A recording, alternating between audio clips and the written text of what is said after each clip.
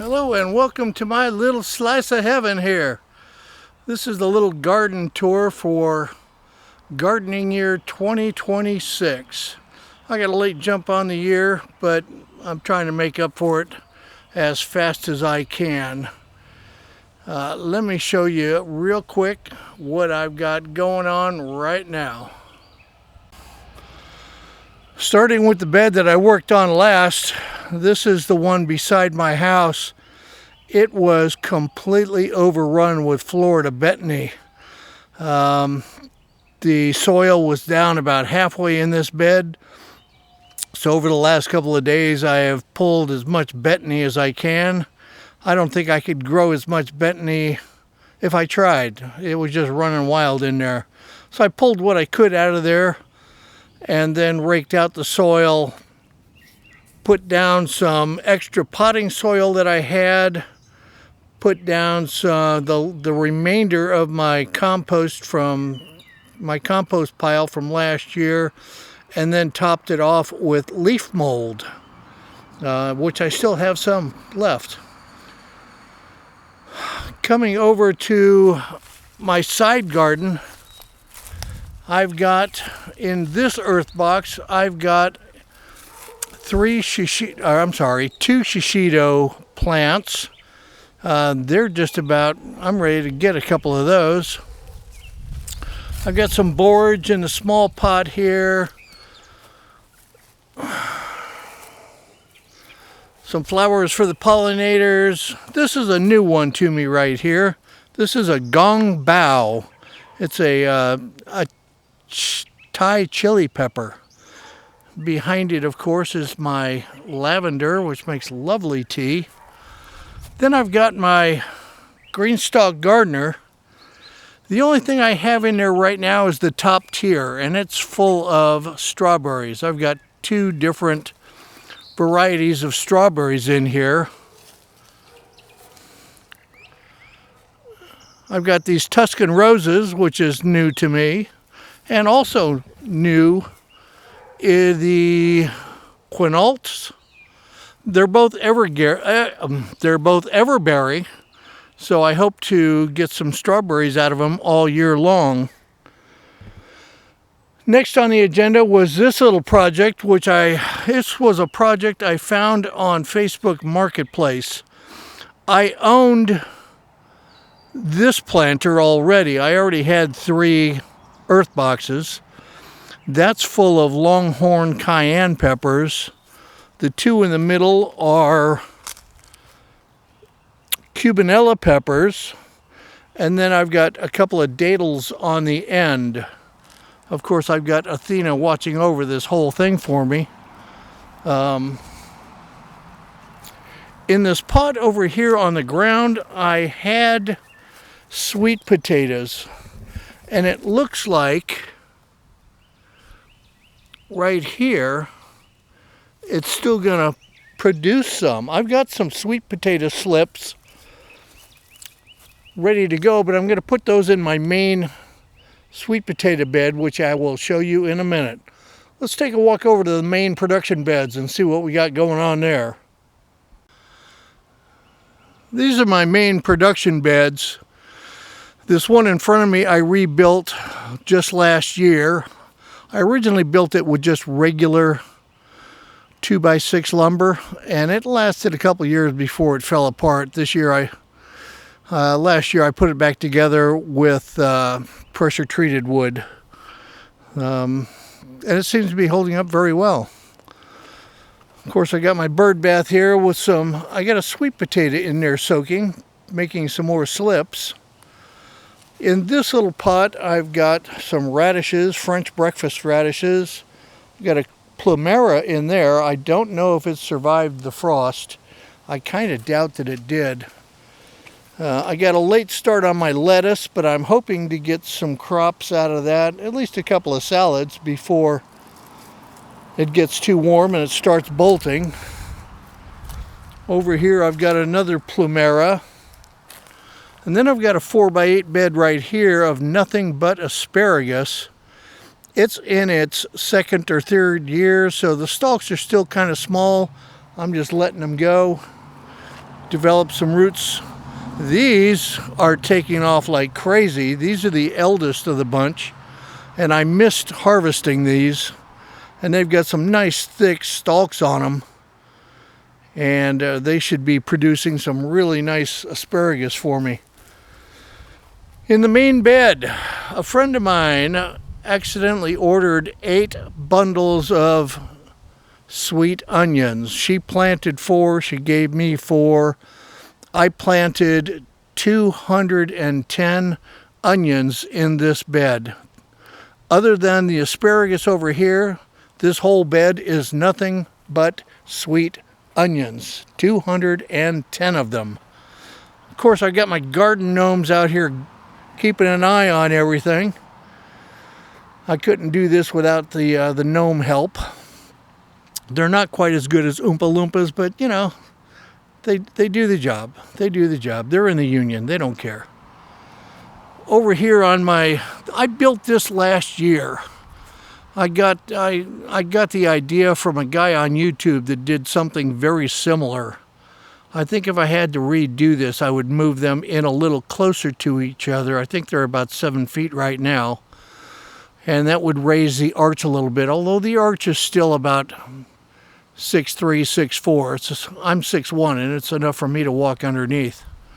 So on this one, I've got some more little flowers, some zinnias. That's what's in the other one. Then I've got a couple of black Krim tomatoes.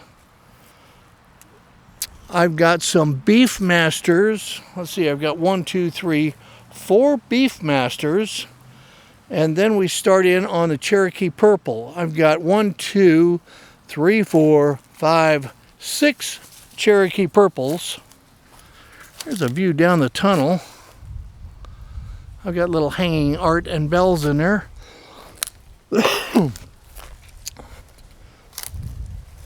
This is the remainder of the Cherokee Purples. Then I've got a yellow pear tomato.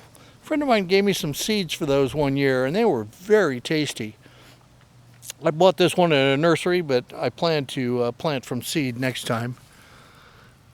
And then moving over, I got some super sweet 100s. I got 4 of those. Of course, I got some daffodils, or whatever these are. I'm not a flower guy. I put them in there for pollinators. I've got a tag here somewhere that'll tell me what they are. Then I've got some yellow crookneck squash, some more zinnia, and the rest of this bed for now is empty. I was thinking about maybe putting some radishes in there. Over behind me here is my potato farm. It's not doing too well. Truth be told, all of the potatoes that are currently growing in this area are volunteers from last year because I planted them and I didn't harvest them. I just left them. So this is remainders from last year. They're just volunteering. Then over here I've got, this is my main sweet potato bed. And these are all volunteers. I planted and didn't harvest these last year. So I'm going to supplement these with some slips that I've got going over here that I pulled from that earlier this year, and just put them in some water, and I'll put those in that bed to supplement that. That'll fill that bed way more. Just with what's in there now, it will fill it completely. So that's about it for my garden tour right now. This is what I've got going on.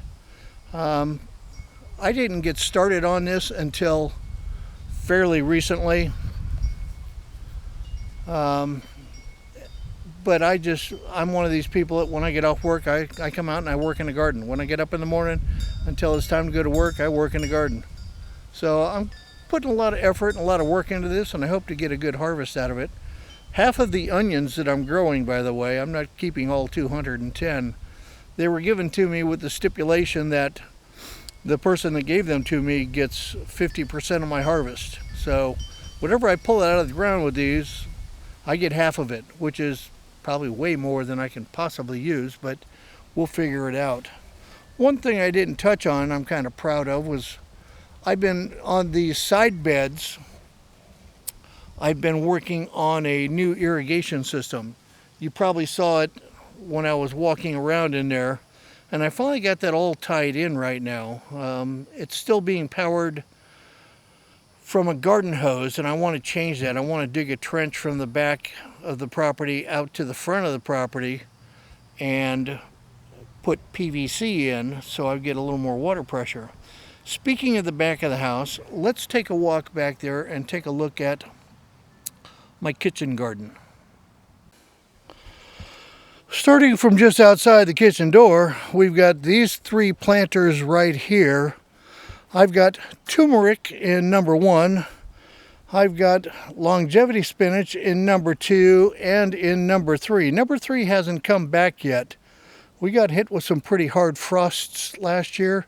I don't know if that one's going to come back. I'm hoping it will. The turmeric hasn't popped up yet, but I have a lot of hope that it will. Over here I've got some red and green sishu. I use that for my tea garden. Next to it is chives, which I've been propagating for the last couple of years. It's in its very own earth box, and it's been with me for a good 5 or 6 years. Next to that is a fairly newcomer to the garden. I just started growing this last year, which is lemon verbena, also for my tea garden. Then I've got catnip. Yes, I have cats, and they seem to leave it alone. I've got a couple of yard cats, and they leave it alone. My indoor cat is not aware of it. He gets the dried stuff anyway, but it's also for my tea. And then this is my miracle plant of the year. This little guy right here. I was clearing out the beds, trying to get everything ready, and I was growing basil in this whole pot, this whole earth box last year. And I was brushing away the leaves, and there sat a couple of little tiny leaves just sitting there shivering in the cold. And this guy popped up, and I'm like, oh my goodness.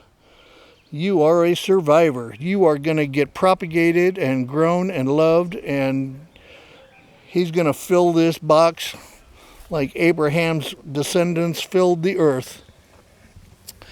Next to that, I had hibiscus, cranberry hibiscus. It didn't survive the freeze, so I pulled it, topped off the soil. I haven't put anything in there yet. I'll grow some kind of herb. Maybe I'll throw some dill in there. I don't have any dill going this year. Next to that, I've got my lovely oregano. I made the mistake of putting that in that side bed one time and letting it go, and it's like mint. It will take over the world. You can hear it right now. It's quietly plotting to take over the world, I'm sure, if it ever escapes these 2 little pots. Then in my herb garden, I've got some yarrow for medicinals. This is my ginger. It is coming up like crazy. I use that for all kinds of stuff. I've got this big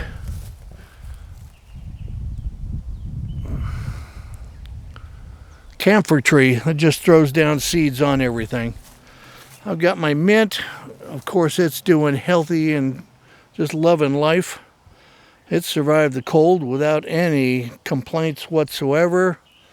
Some more red and green sishu, or beefsteak plant, if you will. I use this in tea. It's an anti-inflammatory and keeps me healthy. Then we've got this imposter back here. It kind of looks like catnip. It kind of looks like red and green sishu. I don't think it's either one. Might be catnip. I don't know. I don't know if catnip spreads like that, but I'm going to research that when I get done with this video. Then, of course, I got my dollar weed and aloe plant.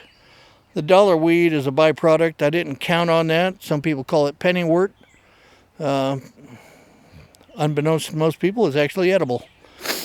But anyway, that is the extent of my herb garden, or tea garden, or whatever you want to call it.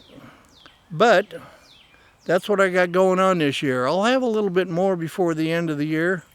Let's see where it goes.